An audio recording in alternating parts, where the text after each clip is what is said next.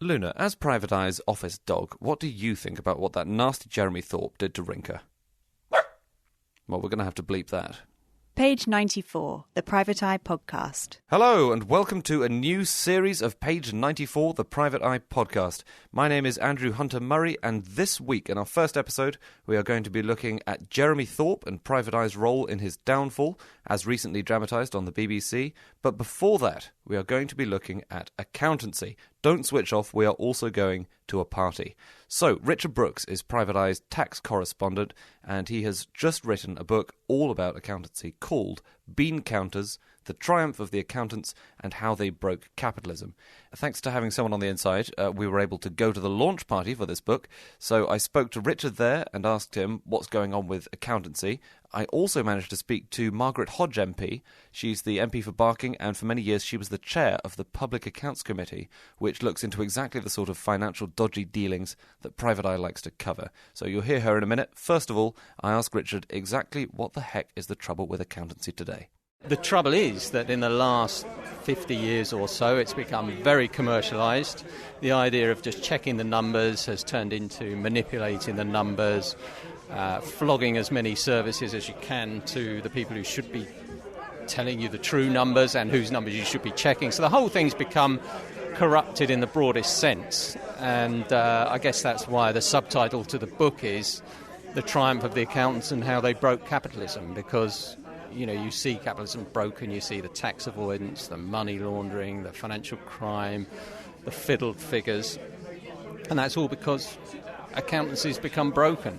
A lot of people think of accountancy as being the dull and staid version of the high-powered capitalism that we've seen recently. We don't think of it in the same category as casino banking or any of the fancy, credit derivatives, credit default swaps, all of this stuff. And you're saying that accountancy's kind of fallen in with that crowd and has become a bit less dull? It has, but it's fallen in. It's become part of the system. When I talked to one of the partners in one of the big four accountancy firms about the financial crisis, he said to me that, well, all of us in the system should have done better. And what struck me about that was that he was in the system. He saw himself as being in the system. They shouldn't be in the system. They should be checking the system. They've been guilty of the same excesses as the bankers, for example, but they haven't really been held accountable for it. They've sort of hidden in plain sight. They're there in their grey suits. No one thinks they're that interesting or that newsworthy. So they really avoid scrutiny. That's their great skill. I mean, I think David Attenborough would have a field day with the accountants, probing how they survive any crisis. Margaret, you and Richard have worked together on various matters to do with tax and accountancy. Can you tell us a bit about that? He's been one of the most valuable advisors I've had in trying to uncover all the wickedness that goes on in among the very wealthy and the big corporations in avoiding, evading tax or in laundering dirty money. If there's ever I'm not an accountant by training. I sort of got into this whole issue of tax by mistake rather than intention, so there's lots I don't understand, and every time I come across a new tricky issue which is deliberately made incomprehensible to ordinary politicians like me, Richard's my first port of call to sort of get to understand it. And of course I've used a lot of the stuff that you printed in Private Eye to pursue my campaign on a fair and just tax system. Actually, Private Eye started it all for me, so Richard's story, I've forgotten that, but Richard's story on unravelling the sweetheart deal on Goldman Sachs was really where I came in, because we were having a really boring session holding HMRC to account, and I had a very thick briefing paper from the National Audit Office, and I thought, I don't know how I'm going to get anything interesting out of this, and I just happened to read Private Eye. And Private Eye was full of the sweetheart deal, so we launched in asking questions of the head of tax at that time on the sweetheart deal in relation to Goldman Sachs. Thanks to Dame Margaret Hodge there, putting herself firmly in line for the Order of the Brown Nose. After the party was over, I caught up with Richard back at the ranch in the Private Eye office, and I started off by asking him how accountancy is traditionally supposed to function. Most of them make most of their money from auditing, checking that companies have prepared their accounts properly. In most cases, they meet the standard of giving a true and fair view of the company's affairs. Now, these 4 firms... The big 4? That's right. These 4, not so much little piggies, these 4 big piggies went to market, and they no longer are mainly auditing firms. They were, but in the last 50 years or so, they've become much more commercial. And they now make most of their money from selling other services, often to the same companies that they audit. So it's KPMG, Ernst & Young? Now called EY. EY, sorry. Keep up. Who else is there? Deloitte. And PricewaterhouseCoopers. Yes. PwC to those of us in the know. Okay, and these 4 have a huge amount of the market captured in terms of doing audits. Yeah, in terms of the value of companies that are out there, right, they more or less do it. So if you're a big bank... Yeah, you're audited by one of those big 4. If you're any company in the FTSE 100, you're audited by one of those big 4. Every single company in the FTSE 100? Every single one in the FTSE 100. About 98% in the FTSE 350. They've got it stitched up. They've cornered the market. Yeah. Where do you get problems? That's a problem itself, that there isn't sufficient variation. It becomes difficult for companies to change. And really, you ought to be changing who's checking up on your books fairly often. Okay. But for various reasons, there's actually even less competition than the 4, because quite often when a big company has to choose an auditor, there are a number of reasons why a couple of them aren't suitable, and you're really down to 1 or 2. There's an even deeper problem, really. There's just a core conflict between earning money from somebody and therefore wanting to keep that somebody as a client, whilst at the same time supposedly checking they're doing everything properly. So you can't really say, look, your balance sheets are completely crooked. There's no sense here. You've only got about 6 months to go as a company. Presumably that won't get your contract renewed. They'll go to one or the other. Well, that's exactly what you should be saying sometimes. Right. But, of course, when you're earning so much money and it's going to cause so much disruption to that company, it's going to cost you a big client, then it's tempting to listen to the excuses to say, yeah, okay, you'll be all right for a few more months. yeah, okay, we'll tell the stock market you're doing fine. Can you give an example of this? Carillion is a good example of this. Carillion, enormous firm which dealt with loads of outsourced services. Yeah, which is pretty vague, but they were running an enormous amount of stuff. Yeah, everything. Prisons, building hospitals, all sorts of things. They were called Tarmac a while back, but they became Carillion, which sounds better. There's always a sign to look for, a trendy name. Well, it rhymes with million and billion. It implies wealth. It's quite good. A Carillion. That's how much have you lost? A Carillion. Yeah, that's a measure of a huge write-off. Yeah. Well, they were running all kinds of services, building hospitals on pretty narrow margins, which meant that they weren't necessarily making profits, but they said they were. Because these were long contracts, you get into some really tricky questions about how you value those contracts. If you say they're really worth a lot of money, then you've made profit, even though you're not going to make that much money. So that's the kind of thing that Carillion was doing. It was claiming to be making more profit than it really was. Okay, so enter the auditors, who presumably say, no, you haven't recognised all these problems. Yeah, they asked 1 or 2 questions and were pretty much fobbed off. Who was doing the auditors were KPMG. Okay. They issued clean audit certificates, as they're called, while the company put out very healthy profit statements. But within a few weeks, it said, hang on a minute, we found out we haven't really got all this money. Right, and as a result, of course, we know from the headlines earlier this year, Carillion goes bust. Other people have to cough up for huge pension liabilities. Okay, so that's an example of what you would argue as being auditing, destroying the overall health of the financial ecosystem. You know, there was a safeguard in place and the safeguard's not working. Yeah, the safeguard doesn't work. It's been kind of corrupted. And you think this is a case across the industry? Yeah, and they're all pretty much on a similar level. I mean, when you see the effects of this are when you get what some people call systemic problems, where it's more than just one company, where it's some feature of how business is being done. The classic recent example was the financial crisis. Banks were claiming to have profits that they didn't really have. There were similar reasons for a number of banks. They'd made loans that were going bad, but they weren't admitting they were going bad. They had these toxic products on their balance sheet that nobody was looking at carefully enough, or certainly the auditors weren't looking at carefully enough. But they were all doing pretty much the same thing. So you found a number of banks, none of them admitting that, hang on, we're in trouble. And that was perhaps the most recent major failure of accounting and auditing. So has anything substantial changed since the crash? Very little has changed. The accounting rules themselves have been tweaked. Yeah.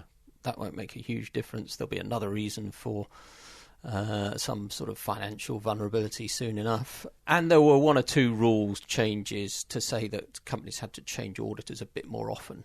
But they can still work for the same company for 20 years. There were proposals from the European Union to really come down hard and break up the firms, stop them providing consultancy services as well as auditing. But they were resisted. There was a lot of lobbying in Europe, and those were not pushed through. But there has been a parliamentary attempt to break up the Big Four, and this is something you've been writing about. It's mooted. A couple of parliamentary committees looked at Carillion, and they've said that the government needs to look at the accounting system again, that the competition regulators need to have a close look, with a view possibly to breaking up the Big Four. You're not sounding very optimistic about the prospect. No, I'm not. This happens periodically. You get these calls. But these firms are incredibly influential. You know, they're right in the heart of government. They have been for decades. What does that mean, they're in the heart of government? Well, they're performing a lot of government services. They're advising the government on how to set up the health service, for example. And this is where we get into the other thing that you're interested in, which is the other services offered. So we've talked about accounting, we've talked about auditing, but we haven't spoken about this sort of consultancy soup that goes on. Yeah, this is the big part of the picture. In the UK now, these Big Four supposedly accountancy firms make only 21% of their income from auditing. The rest is from advisory services or consulting. So they're not really accountancy firms anymore. They're providing advice to the government, to other companies as well. It's quite a nebulous thing, isn't it? Providing advice. It's quite a hard thing to get a handle on. I wonder if that's possibly why the problem hasn't really been grasped before now. Well, it's because it can cover difficult. A multitude of sins, can't it? Yeah, the great thing about consultancy is, if you really want to get a good job, Andy, you become a consultant because you make a lot of money from it and you're not responsible for anything. You've only ever given advice. The person you've given the advice to takes the decision. So you have all the upside, all the money, none of the downside when it all goes pear-shaped, as it often does. The last time we spoke, you advised me to go offshore. A bit worried by the advice you're dishing out. I've got high hopes for you, Andy. Okay, so you don't really have the responsibility, but you do have the advantage of the work. Okay, that's right. I mean, you look at some of the major public policy developments now, like, for example, energy policy. We've written quite a bit about the nuclear industry, and a huge amount of the government's advice or analysis on how to shape its nuclear contracts and so on, and whether to build a new generation of nuclear power stations, has come from KPMG. Who are not the people I go to if I wanted to build a nuclear reactor. My instinctive thought wouldn't be to turn to the accountants. Obviously, you've got to pay for it, I suppose. Well, you're out of touch, Andy, because they are the place where the experts are. You see, they're so big and they pay so well that they can recruit almost whoever they like. So they hire a nuclear scientist. Yeah. They've got engineers, they've got economists, they've got accountants, they've got competition specialists. So they've got everything that you would need. And in fact, when I looked at how they got their big contracts with the government on the Hinkley Point C, which is the massive nuclear power station being built, they made a great thing about how they were effectively a one-stop shop for every service that the government could need. And of course, they also work for the company that gets the contract. So, hang on. That's amazing. I mean, that sounds extraordinary. Not to me, it isn't. Okay. This isn't too unusual. But they're working for both sides of a deal. Yeah. Advising both sides. Yeah. I mean, I would presume that there's some kind of conflict there. There's a big one. Yeah. It's not the only one. Do you want another one? Sure. The chap who was in charge of energy policy, making the nuclear decisions at the Energy and Climate Change Department when the Hinkley Point C decision was made, left and went to work for KPMG. Having given contracts to KPMG for advice, then went to work for KPMG. He works at KPMG now as a senior partner, he's still on the government's books. He's on a 5-year government career break at KPMG as a partner on hundreds of thousands of pounds a year. Normally a move from government to a private company or a firm like KPMG involves applying to an advisory committee for clearance. To say they always give clearance, but you have to go through this process. Are we talking about ACOBA? ACOBA. The Advisory Committee on Business Appointments. Yes, we've spoken about them before. Yeah. I think on this one, even they might have said, hang on a minute, you've just given KPMG a load of contracts and now you want to go and work for them. But they got around that by making this move not an actual job move, but a career break. This is the other thing that the accountancy firms are really good at, is finding loopholes. Loophole you could drive a bus through. Yeah. Well, the KPMG slogan is cutting through complexity. So what's the answer? What's the prescription? There's normally one. The prescription is, if we're talking about having a good accountancy and auditing profession, the answer really is that the firms that do that should just be accountants and auditors. Right.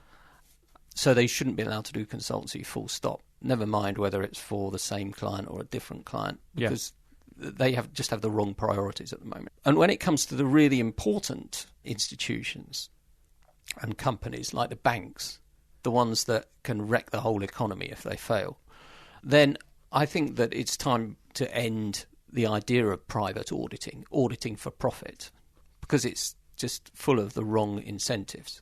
And it's impossible to ask people to audit really rigorously if their living depends on that client not going down. Yeah, of course. So I think in those cases, the auditing should be done by a public body as part of the whole regulatory setup. But it's sometimes public money, for example, that's being spent on this and maybe being wasted. Yeah, and we need to scrutinise that a lot more than we do at the moment. I looked at one case involving PwC. They advised St Bartholomew's Hospital on this country's biggest hospital PFI scheme that was costing the trust about £120 million a year, giving them a deficit of 50 million or so. That was going on for years. They were a complete basket case. And then they needed some what they call turnaround advice, and no surprise for guessing who the advisor on that was. PwC. PwC again, yeah. And they also, not only did they sort of cash in on their own cock-up, they then sold the hospital what they called a sustainable operational efficiency and improvement programme. Just the people for that, for which they subsequently won a Management Consultancies Association award, which they could then plaster across their publicity and prove how good they were for the country's hospitals. The Brass Neck Award. Yeah. So that's how consultancy works. Wow. I think I will become a consultant in that case. Congratulations. Great. You've got the job. Richard Brooks. Now, we're going to turn to the fourth most famous Jeremy in the UK after Corbyn, Clarkson and Paxman, Thorpe. Jeremy Thorpe, for anyone who hasn't been paying attention or who wasn't around in 1975, was the former Liberal leader who was sensationally charged with conspiracy to murder his former lover, a man called Norman Scott.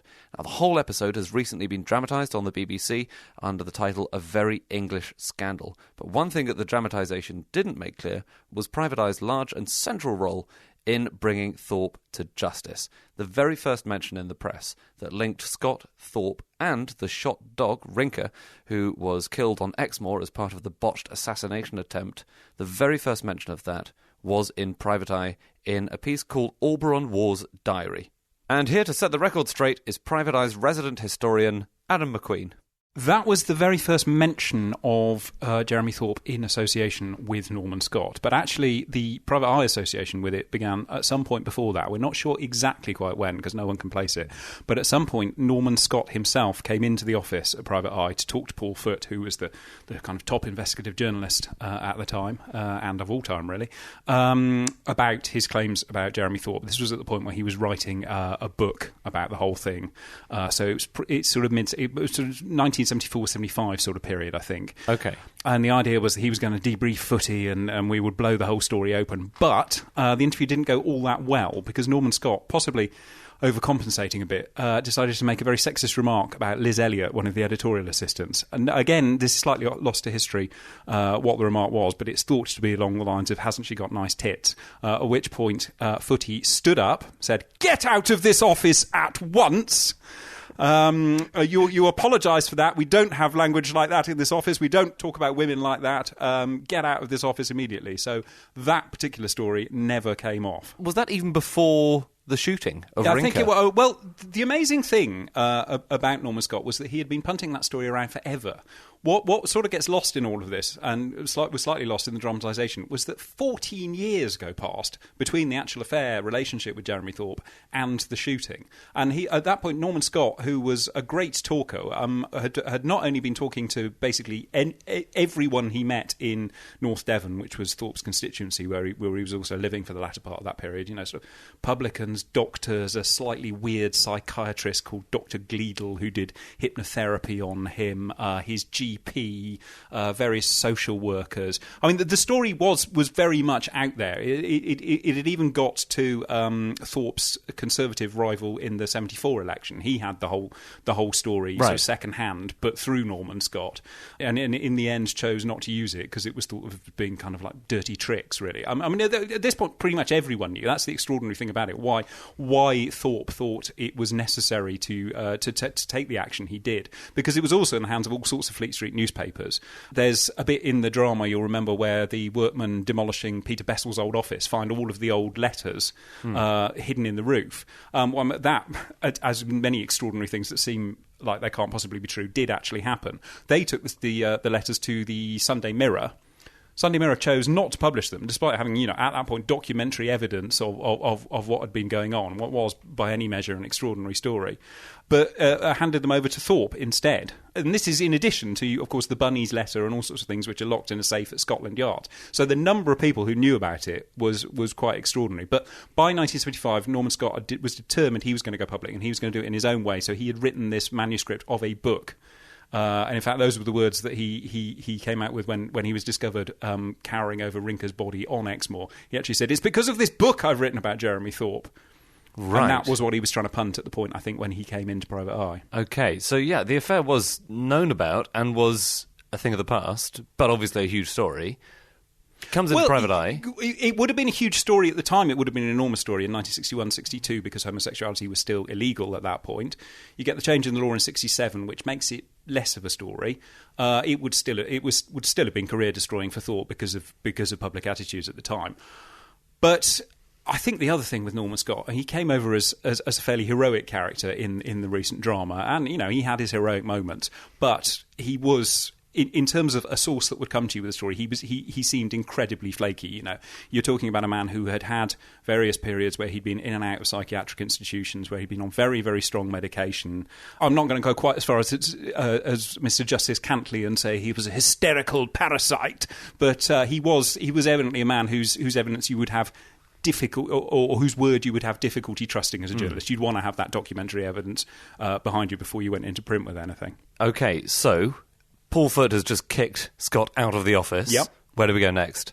Then we go to Exmoor, or rather Coombe which is a few miles away, which is the home of Oberon Waugh, who at that point is writing his diary for Private Eye. Now, Bron Waugh's diary was the most extraordinary document. There's never been quite anything else like it in Private Eye or anywhere else in the press, because it was a mixture of just complete fantasy and little nuggets of fact which Bron liked to smuggle in, or things that he felt ought to be facts, which included things like Harold Wilson being a KGB agent, which there's absolutely no evidence that he was, but Bron kept hinting at it all the way through. But one of the things that Bron noticed and put in his diary was a report that he read in the West Somerset Free Press, which was his local paper, which was the first report on the case of the dog in the fog, as their headline had it, which was about Rinker being shot, Norman Scott being found with her body and Andrew Newton being arrested. What they didn't do was make the connection with Jeremy Thorpe, which is what Bron then put into his diary in December 1975. So this is literally, I think it's 24th of October is the assassination attempt. So this is just a few weeks afterwards. He says, West Somerset is buzzing with rumours of a most unsavoury description following reports in the West Somerset Free Press about an incident which occurred recently on Exmoor.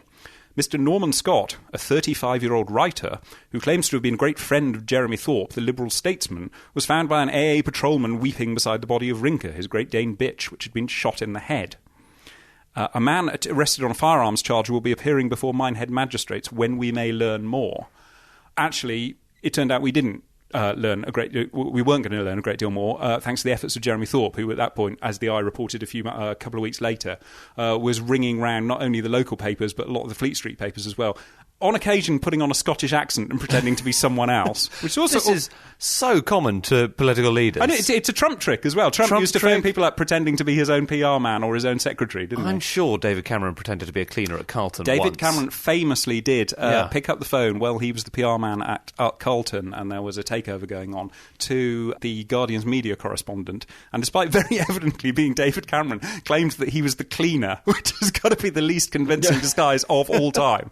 He said, No, sorry, there's no one here at the moment. No one can answer your questions.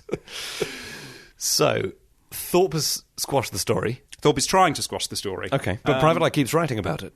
Private Eye carries on digging away at it, and a lot of that is down to Paul Foote, who wasn't officially working for us at that point. He'd gone away and was editing Socialist Worker, but essentially he never really went away from Private Eye. He was always around and always digging into things. And what you've got to remember is the context of all this at the time, because it was the most extraordinary period in politics. So bang in the middle of all of this, when you've got the trial of Andrew Newton happens, the story about Thorpe is beginning to come out, Harold Wilson resigns suddenly, absolutely unexpected. There are all these rumours swirling around about why that might be and what exactly is going on behind the scenes. I heard he was a KGB agent myself. Yeah, I know. Yeah. I read a bit about that. Yeah. I think that's probably true, don't you?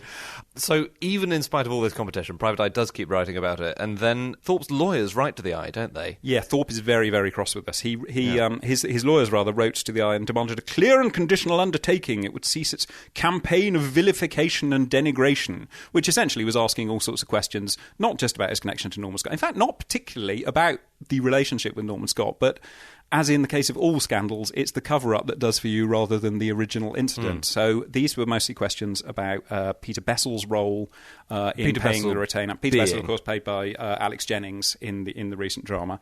Peter Bessel being the Liberal MP who... Yep, the Liberal MP colleague of... there are two middlemen. There's Peter Bessel, who essentially attempts to sort everything out with Norman Scott, ends up making things worse because he starts paying him this retainer and leaves a paper trail and various bits of correspondence, which then, of course, stand up the story rather than making the story go away, potentially. Then, when Peter Bessel, who is himself involved in various dodgy business activities, flees to America, another Liberal, a guy called David Holmes, who I think was at some point the party treasurer and an old friend of Jeremy Thorpe, takes over duties, makes them even worse at that point, buys back all the Peter Bessel correspondence with a cheque that can be traced to him. Yeah. When it's well known that he is a friend and colleague of Thorpe's. I mean, this is the most inept cover-up you can possibly imagine. Every single action that is taken makes it worse. So Thorpe's lawyers threaten to prosecute for libel, criminal libel. They don't just threaten to sue for the what they say is the obviously defamatory nature of what Private Eye is writing. They threaten to sue for criminal libel, and that is a very, very pointed message, because that very month the High Court had just given James Goldsmith famously leave to sue the Eye for criminal libel, which is no longer, thankfully, on the statute books. It was only taken off a very few years ago. But this is not just a case of being sued and potentially put out of business. You can actually end up in prison, and at that point, that's a very real prospect for Richard Ingrams, the then editor of Private Eye, and Patrick Marnham, the journalist who wrote the story about James Goldsmith, which is a whole other kettle of fish. Very bad. But Thorpe is very deliberately, or Thorpe's lawyers rather, are very deliberately making that threat at that point for a reason. But at this point, Thorpe resigns as the leader of the party. The very next fortnight, It's extraordinary. And it's something that the Eye, of course, marked with a curse of gnome spot. Peter Bessel, the Liberal MP who's Thorpe's ally in this, writes to the Eye with a letter of praise. Letter of congratulation. He corrects a couple of small points, but yes, it's very pro. What he actually says is, Private Eye isn't just good for a laugh. Its greater value is that it often tells the truth that dare not speak its name. But he also says in his sign-off to the letter, I will do whatever I think right or necessary now or in the future. And of course, a couple of years later, turns up in the witness box as chief prosecution witness. Yeah. So yeah, he's on the turn, as we say at that point. So it's not clear yet that Thorpe is definitely going to be prosecuted for conspiracy to murder. At this point, it's not clear that Thorpe is going to get prosecuted for anything. And this is one of the main thrust of the Eye's stories, is pointing out that everyone in a position of authority seems to be bending over backwards not to bring any prosecution to Thorpe, against Thorpe or involve his name in any way. So it's noted that at the trial of Andrew Newton, who's the original hitman, in 1976, there's a sole mention from Norman Scott in his witness statement of Jeremy Thorpe, at which point that's entirely hushed up. And in fact, one of the points that Paul Foote is making very clearly in all of these stories is it's the most bizarre trial, that one, because there is no question of motive. When the police forces come back and say, we think we've got evidence here to charge Jeremy Thorpe and a number of other people, the Carpet King, John Le Mesurier, not the actor, this extraordinary motley band of would-be criminals with conspiracy to murder, the Director of Public Prosecutions gets absolutely terrified, sends it back for more investigations, even though it seems to be fairly clear-cut. And this is the big scoop that Foote has in 1978. He decides he's got enough evidence, largely from police sources, to say the police think Jeremy Thorpe should be charged with conspiracy to murder. Now, obviously, that's quite a big story. So when he told Richard Ingrams, the editor, about this, he actually took him for a walk. He took him out of the office, took him for a walk around Covent Garden just to bring it up in conversation. And Richard later on said, it's not every day that the leader of one of our political parties is accused of murder, so any news to this effect was sensational and obviously risky. And indeed, it results in, pretty much by return of post as soon as the magazine comes out, a writ from Jeremy Thorpe threatening to sue. At which point Thorpe is arrested.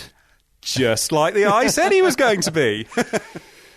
He then stands again for his seat. Yeah, I mean, that's the extraordinary arrogance of the man. He decides, whilst awaiting trial, not only to get the trial delayed, which is the most sort of enormous favour that generally isn't done for most people, until after the general election, but he's going to stand again in North Devon. By this point, he's long since resigned as Liberal leader. And the sort of stench of corruption that hangs around him, even if anything hasn't been proved, you think would be the end of any political career. Yeah. But a bit like Neil Hamilton in 1997, when the whole brown envelopes and fired stuff was all over the headlines, he decides, no, absolutely innocent of all this, and I'm going to stand for election. This so enrages Bron War that he decides to stand against Thorpe in the 79 election. There was a lovely little cameo from someone who did actually look very like Bron War in the TV drama. So he stands for the Dog Lovers Party, A Better Deal for Your Dog, Justice for Rinker. He got a full 79 votes. Pretty good. Which probably wasn't the reason that Thorpe lost the seat. I think that was more the enormous swing to the Tories. But he also, in the process of that, yet more legal shenanigans, Thorpe sought an injunction and managed to get an injunction to stop Bron War distributing his electoral address, which made the point that perhaps this was not a good idea for Thorpe to be standing when he was facing extraordinarily serious charges. And as Bron put it, I found myself genuinely indignant that murder was to be reintroduced as a means to political advancement for the first time since the Tudors. And that is getting to the crux of it. There was also this extraordinary row going on at the time between the Eye and the Sunday Times, who were incredibly sympathetic to Jeremy Thorpe. They were the ones who published the Bunnies letter, Bunnies can and will go to France.